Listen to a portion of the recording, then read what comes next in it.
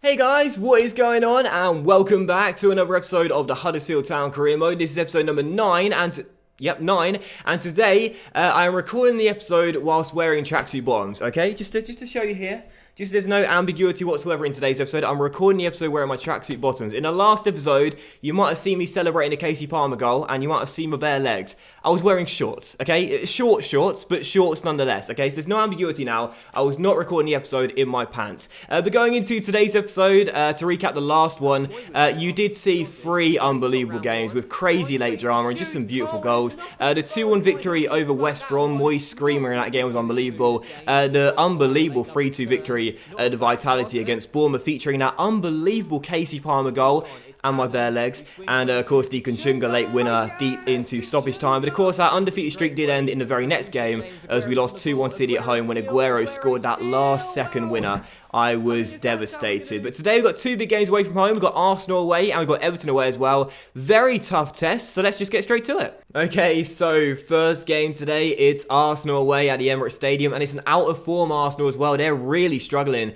to begin the campaign with just a few wins to start the season off. I'm sure Piers Morgan's already written about 50 Wenger out tweets by now, although I think he does that every single season. And this is the team for the game. It's a strange lineup from Wenger. It's a youthful team, and he's left some big names on the bench. Sanchez, Mustafi, Giroud, not in the starting 11. And I got to say, with this team out of sync right now, this is a beatable team. And as for our team, after the loss against City, I've decided to change things up a little bit. You guys said that Tuanzebe and Jorgensen should start at the back in this game together, or you did by the time I was started to record this video. On the poll, you guys had voted for Tuanzebe and Jorgensen. Hopefully it's still the same. And I've changed things up. Sessegnon steps in, Adams back in the team, Jonathan Hogg is stepping into the team in this game, Moy back in the attacking midfield role, Kachunga on the right, and De Puerta up top as well. This is going to be a really interesting battle, and hopefully we'll come through with a win and bounce back after that defeat against City. Come on, Huddersfield Town. Just a really strange lineup from Arsenal as Welbeck is through already, and Tuanzebe back in the team has to step in and make the tackle,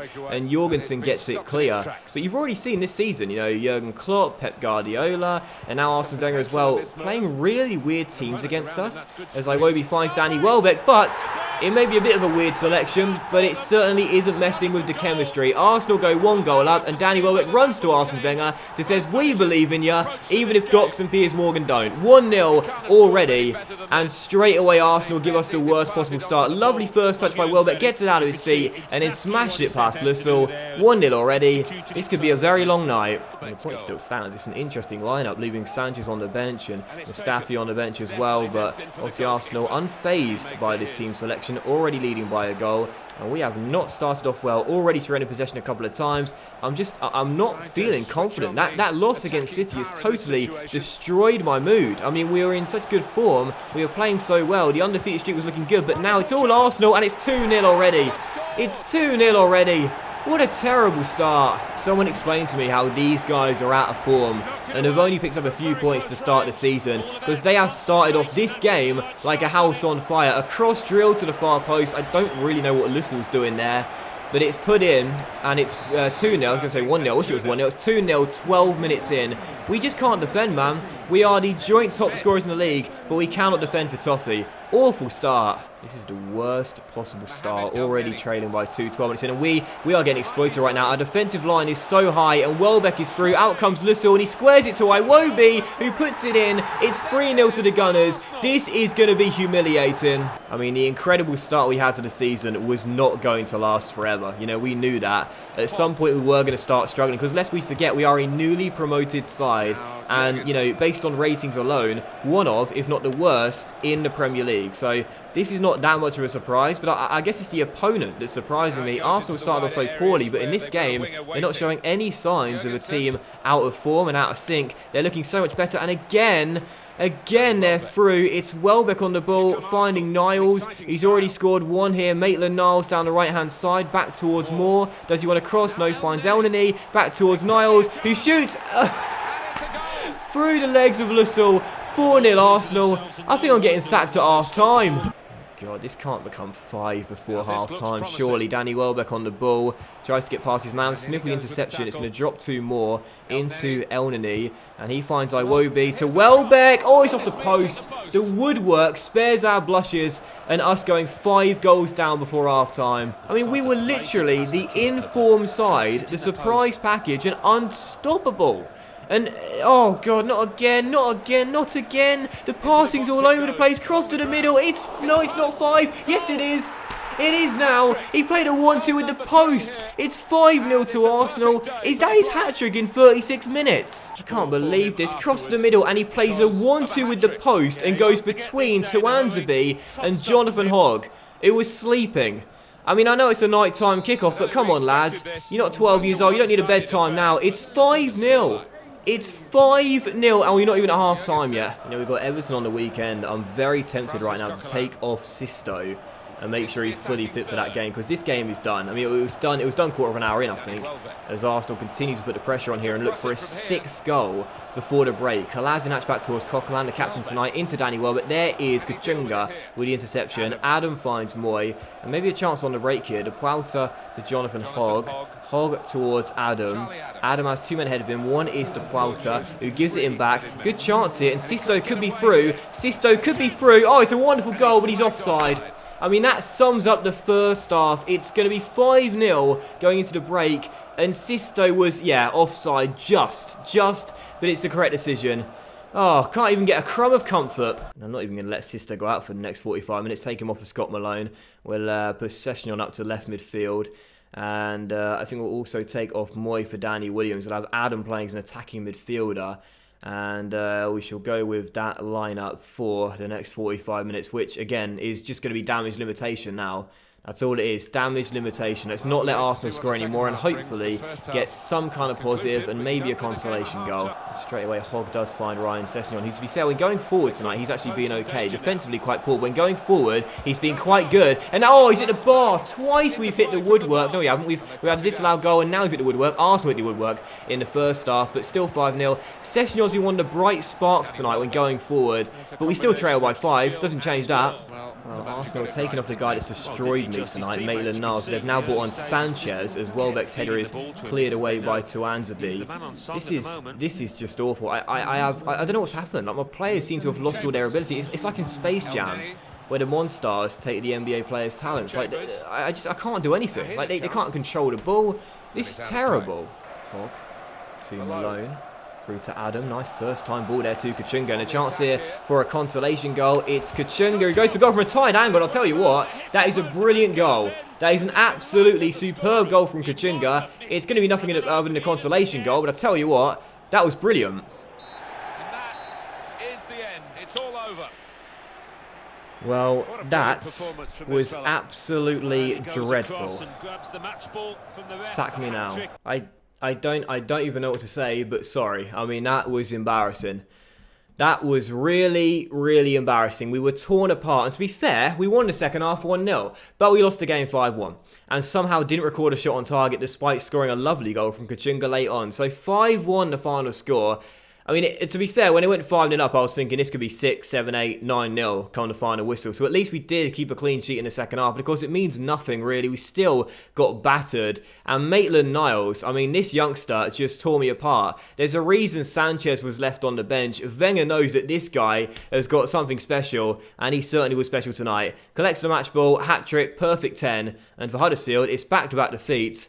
And that was absolutely terrible. Oh man, I think I need a shower after that. I mean, I feel like I'm covered in shame. I mean, that was just absolutely terrible. But as we get to the next game against Everton, we do have a useful monthly report as we enter the new month. And in the last episode, I asked you guys when we should promote our young 6'5", 17-year-old goalkeeper Sean Morris. And you guys said, well, at the time of recording this video anyway, that you should do it in the very next episode. So Will Davis still 50 overall, so we'll keep him in our academy. But this guy, he looks like the real future star. I mean, 62 rated, 81 to 94 potential. Well, I'm excited. So I'm going to give him oh, no, you don't do a contract now. You just promote him to the senior team. That's useful. Well done to EA. That's a lot more useful than having to offer a contract and then wait for 3 or 4 days. So we'll promote him to the senior team. And is that automatic? Has he gone straight in? Yes, that's fantastic. Well done to EA. That's fantastic. So Sean Morris then is in. And what is his potential like? That's what I want to know. Oh, yes. Has potential to be special. Sean Morris, 17 years old. There he is.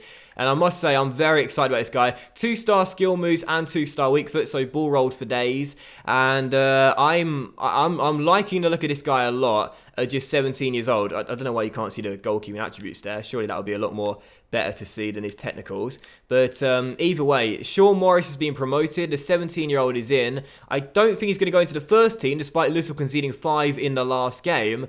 But I'm excited for the future for the number 1 role in this team with Sean Morris. Just 17 years old, already 62 rated, with some very decent stats. I love the fact kicking is his best stat as well, because we like passing out from the back, so that's really encouraging at 70. And I'm very excited about this young man. So when should Sean Morris go in the team? Should we gradually ease him in, possibly start him in the FA Cup next month when the 3rd round is drawn? Or should we throw him in the first 11 for our Premier League games this season? I'm not sure. Little's not been bad, but when do we start using Sean Morris? Because he's got potential to be special, and I want to see him reach that potential. He looks like a real young talent. And India have just offered me the international job, which is pretty interesting because, of course, we could link up with Jackie Chan Singh. Maybe get Neil Taylor to switch his allegiance as well, going from Wales to India, because Wales as well offered us the national job. So Neil Taylor's thinking, either nation, I'll play for either one. Not that he could switch allegiance now, of course. But anyway, yeah, we're gonna stall the offer. And as much as I'd like to see Jackie do it on the international stage for me, I'm not quite sure I'm capable of getting India to a World Cup after I get thumped by Arsenal 5-1 the last game.